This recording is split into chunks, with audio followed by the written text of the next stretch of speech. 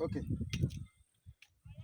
Il est important de savoir que lorsque on veut faire la culture maraîchère ou encore n'importe quelle culture qui a besoin d'irrigation, le minimum c'est de savoir un peu les petites techniques qu'il faut quand même pour éviter toujours d'avoir recours à un plombier.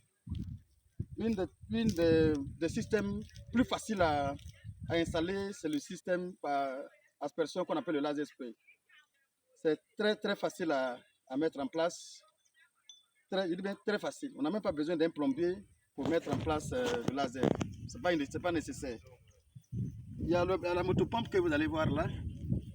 Moi, j'ai relié.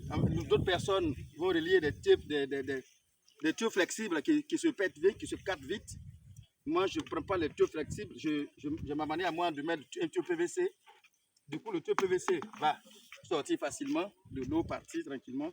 Et s'il y a une autre tuyau que je vais mettre là, ça va prendre de l'eau, tout simplement. Il y a le tuyau principal là. Voilà, suis-moi.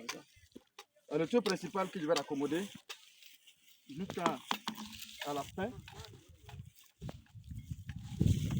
Alors, sur le tuyau principal,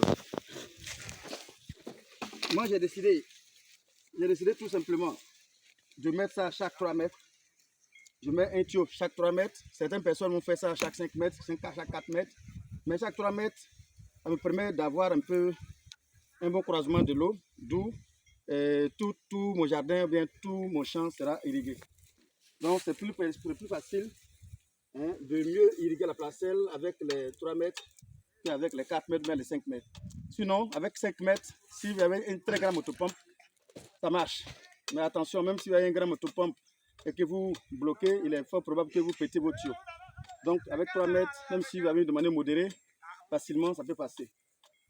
Donc, si vous voulez mettre quand même un système d'irrigation, c'est plus facile de faire avec les tuyaux, les lasers. La prochaine fois, je vais vous montrer un peu ce que j'appelle le laser spray.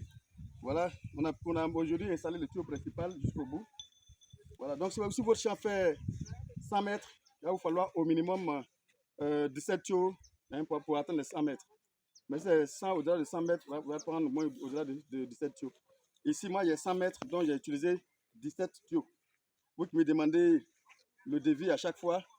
À partir de là, déjà, vous pouvez faire vos devis. Hein? Sur 100 mètres, vous avez un tuyau principal de 17 tuyaux PVC. Tuyau 115, moi, j'ai utilisé. À vous de choisir ce que vous voulez. Mais moi, j'ai utilisé le tuyau 115. D'autres vont utiliser le tuyau 103, même le 100. Ça dépend. Si vous avez les réducteurs, ça peut passer. Voilà. Donc, je mets un tuyau flexible qui va partir jusqu'au bout. Et à l'opposé, je mets un tuyau flexible qui va dans ce sens.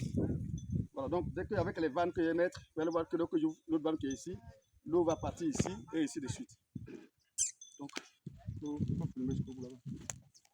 voici donc le tuyau principal qui est déjà installé. Et les prochaines fois, je vais vous montrer ce que j'appelle les tuyaux flexibles que je vais mettre.